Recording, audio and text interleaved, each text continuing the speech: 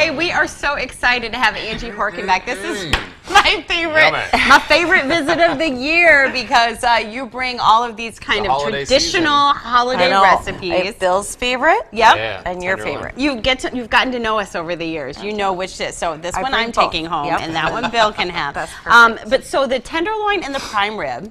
Right. Two different cuts. Two different cuts, but both very, very popular this time of year. So which do you want to start with?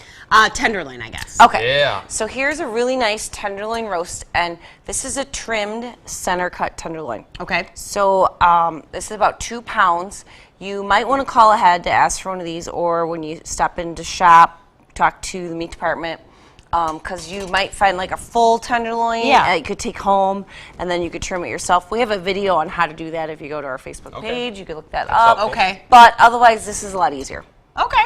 So, and also you could ask for choice tenderloin. Well, I was just going to say, so I have seen like a big variety of pricing with tenderloin. Right. Sometimes I'm like, wow, that tenderloin's really cheap. Very economical. That'd be a select grade, which is perfectly fine, but it doesn't have the internal marbling in it like a choice cut. Okay. So with a little less marbling, you'll have a little less flavor, a little less juiciness, but it's still going to be tender. It's a tenderloin. It's the most tender cut you can get. So either one is fine. It depends on your price range, what you want to spend. Because a choice tenderloin this year will probably be $20 a pound or higher. Okay.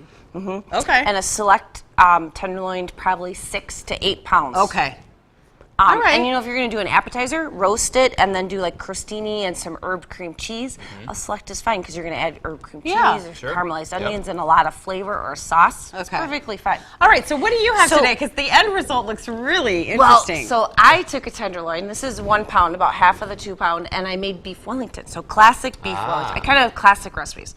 So, I don't even know what beef Wellington is. It's just wrapped in a tenderloin roast wrapped in a puff pastry. Oh. So you actually sear your tenderloin on the stovetop. A couple minutes, pull it out, and then in that same pan, saute some finely diced mushrooms and shallot, a little red wine, like 2 tablespoons or a little more, and some garlic. It's the holidays. Or the whole right. Okay. Yeah, so and a little Dijon mustard. Saute that up, and then use the refrigerated puff pastry from the store.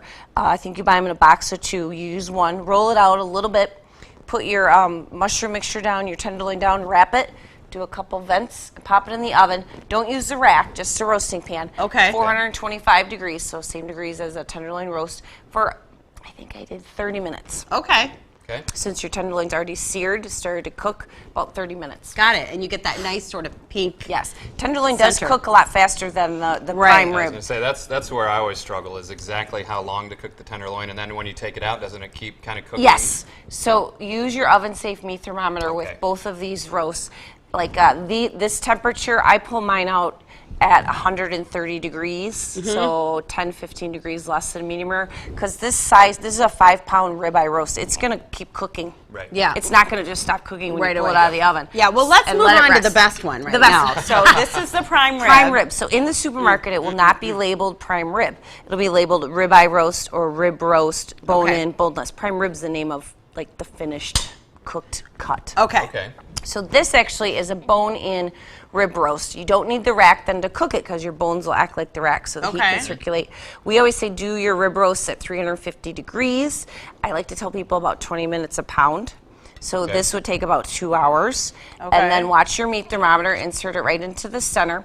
And then for today I just have the classic rib roast with horseradish cream. So I mixed together a couple tablespoons of vegetable oil, a lot of garlic, and a lot of pepper. Yeah, I was going to say it looks just like that perfect crust on the top. Coated that. I'm touching it all so that I can basically claim it. Like this is all mine now. Just rub it. Insert your meat thermometer. If it's boneless, put it on the rack in the roasting pan, or your 9x13 metal cake pan is perfectly fine. And then your rack, and then 350 degree oven. And then the recipe on the internet has roasted fennel to go with. Oh. And then in the horseradish cream, it's just heavy whipping cream that you beat up. I beat mine too far, so it's like whipped cream. But it looks good. Don't beat it that far. Yeah, that's fine. So and then a little horseradish and fennel. How much is this usually? The price of this? So watch the supermarket flyers because they'll be on sale everywhere because everybody's buying this for the holidays. I spent $9.99 a pound. Okay. But I'm kind of ahead of, we're a little early now, but next week and the week after, I bet you'll find them for $7.99, $8.99. Okay.